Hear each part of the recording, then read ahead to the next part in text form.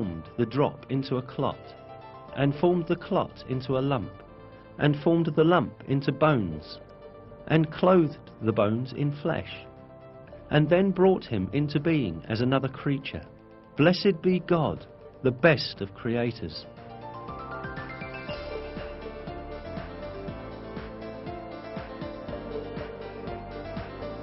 Embryology is a branch of science that studies the development of embryos in the mother's womb.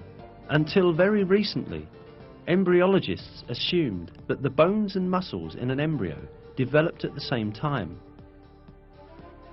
For this reason, for a long time, some people claimed that these verses were in conflict with science. Yet, advanced microscopic research conducted by virtue of new technological developments has revealed that the revelation of the Qur'an is word by word correct. These examinations at the microscopic level showed that the development inside the mother's womb takes place in just the way it is described in the verses. First, the cartilage tissue of the embryo ossifies. Then, muscular cells that are selected from among the tissue around the bones come together and wrap around these bones. This event is described in a scientific publication with the following words. During the 7th week, the skeleton begins to spread throughout the body, and the bones take their familiar shapes. At the end of the 7th week, and during the 8th week, the muscles take their positions around the bone forms.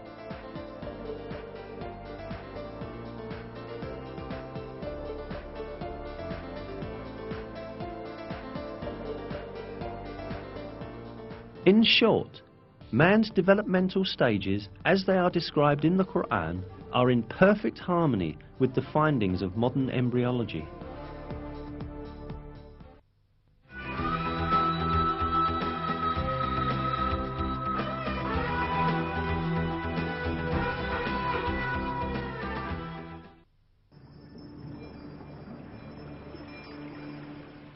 In the Qur'an, it is related that man is created in a 3-stage process in the mother's womb.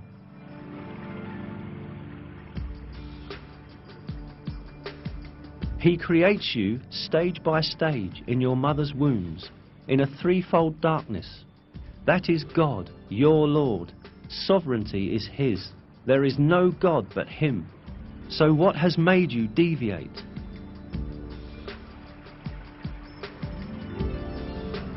As will be understood, it is pointed out in this verse that a human being is created in the mother's womb in 3 distinct stages. Indeed, modern biology has revealed that the baby's embryological development takes place in 3 distinct regions in the mother's womb.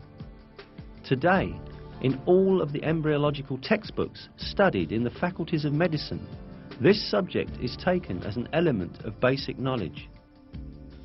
For instance, in Basic Human Embryology, a fundamental reference text in the field of embryology, this fact is stated as follows.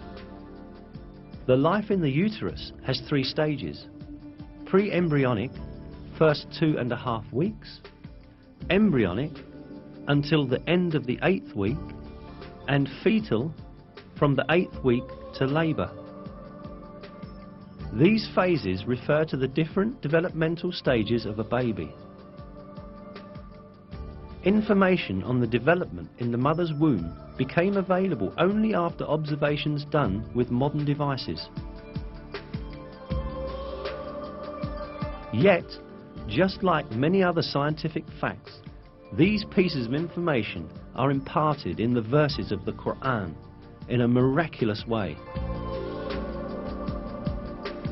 The fact that such detailed and accurate information was given in the Qur'an at a time when people had scarce information on medical matters is clear evidence that the Qur'an is not the word of man, but the word of God.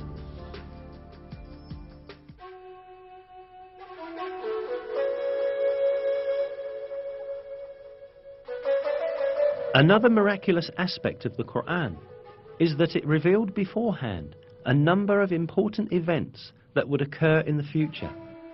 The 27th verse of Surat Al-Fath, for example, gave the believers glad tidings that they would conquer Mecca, which was then under the occupation of pagans.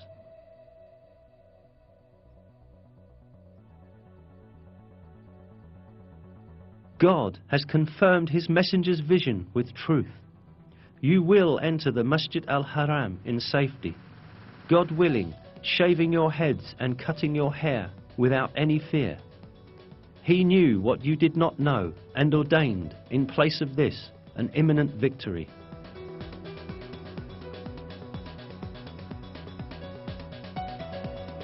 In close consideration, the verses seem to announce yet another victory that will take place before the victory of Mecca. Indeed, as stated in the verse, the believers first conquered the Kaaba fortress, which was under the control of the Jews, and then entered Mecca.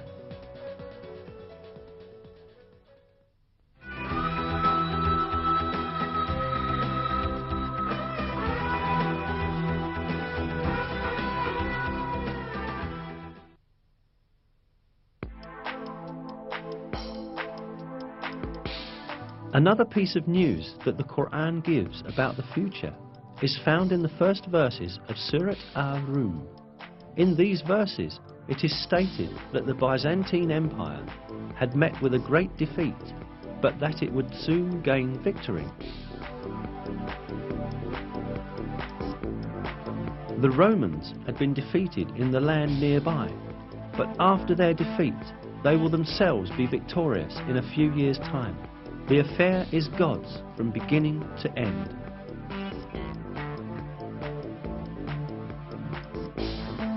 These verses were revealed around 620 CE, almost 7 years after the severe defeat of Christian Byzantium at the hands of the Persians, when the Byzantines lost Jerusalem. Yet it was related in the verses that Byzantium would shortly be victorious. In fact, Byzantium had then suffered such heavy losses that it seemed impossible for it even to maintain its existence, let alone be victorious again. Not only the Persians, but also Avars, Slavs and Lombards posed serious threats to the Byzantine Empire. The Avars had come as far as the walls of Constantinople. The Byzantine Emperor Heraclius had ordered the gold and silver in churches to be melted and turned into money in order to meet the expenses of the army. Many governors had revolted against Emperor Heraclius, and the empire was on the point of collapse. Mesopotamia, Cilicia, Syria, Palestine, Egypt and Armenia, which earlier belonged to Byzantium, were invaded by the idolater Persians. In short, everyone was expecting the Byzantine Empire to be destroyed. But right at that moment, the first verses of Surat Al-Rum were revealed, announcing that Byzantium would gain triumph in a few years' time. Around 7 years after the revelation of the first verses of Surat Al-Rum, in December 627 CE, a decisive battle between Byzantium and Persian Empire was fought at Nineveh, and this time the Byzantine army surprisingly defeated the Persians. A few months later, the Persians had to make an agreement with Byzantium, which obligated them to return the territories they had taken from them. At the end, the victory of the Romans, proclaimed by God in the Quran, miraculously came true. Another miracle revealed in these verses is the announcement of a geographical fact that could not be discovered by anyone